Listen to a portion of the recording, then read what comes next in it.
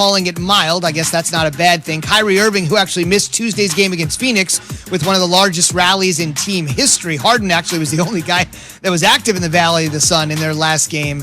Lower back tightness. It looks like Kyrie is going to go. If you're wondering how many games have Kyrie, KD, and the Beard played together, that would be a total of 7. All right, Jay, I know it's just one game, and you may be thinking about, fantasizing about an NBA Finals preview between these two. How important, it's just one game, but how important is it tonight for the shorthanded, no Anthony Davis Lakers? Well, I mean, also the Nets are shorthanded too if Kyrie is probable and KD isn't going to play as well. But we just saw James Harden come back and the Nets come back from down 24 points in the second half against the Suns that are in the upper echelon of the Western Conference. I know that sounds crazy for me to say. The Suns are in the upper echelon of the Western Conference. James Harden went off for 30-plus points, double-digit assists. I'm going to still take the Lakers probably in this game tonight. Boo. Still probably take the Lakers in, but I'll bet with you, Key, anyway. I don't care. I'll bet with you on the Nets. I just think that the Lakers, look, LeBron James, they're a better tool at this point, but it's still going to be one heck of a game. And this is a preview of the NBA Finals if both teams are at full health. All I'm going to say is boo, Jay. Boo. Why? Why, Key? We'll Why talk boo? about it. We'll talk about it.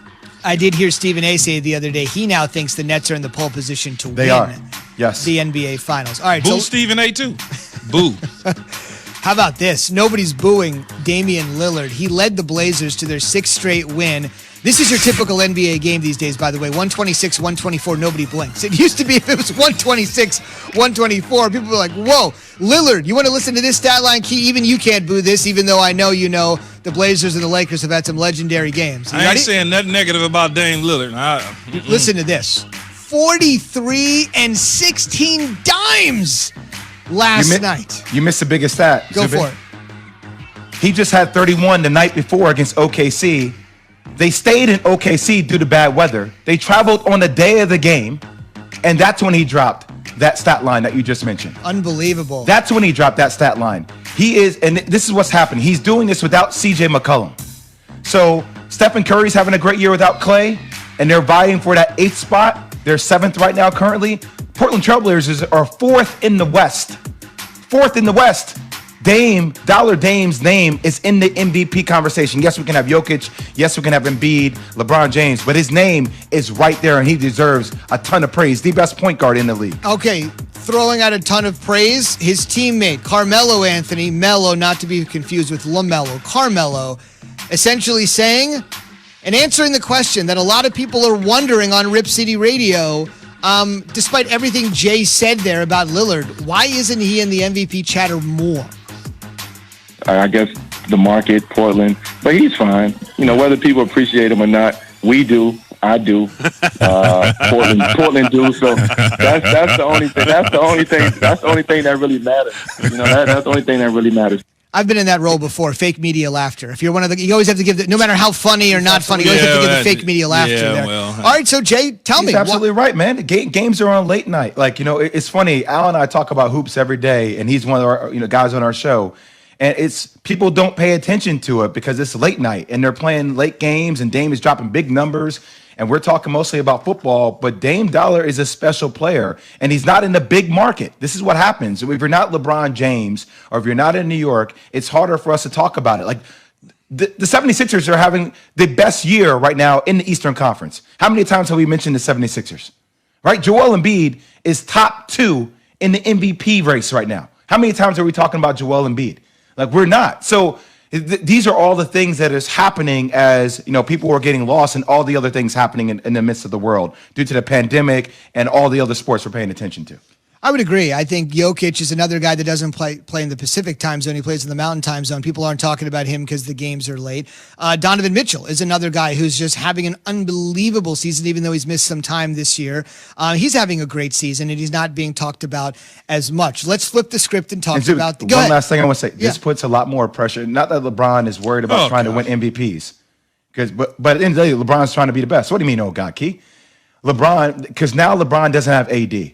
So now how do you compare LeBron and what he will do with his team without AD to the likes of what Dame is doing in Portland without CJ or what Steph is doing in Golden State without Clay? Look, and the wear and tear that's going to come on LeBron James. Now, how do you manage that if you're the management for the Lakers?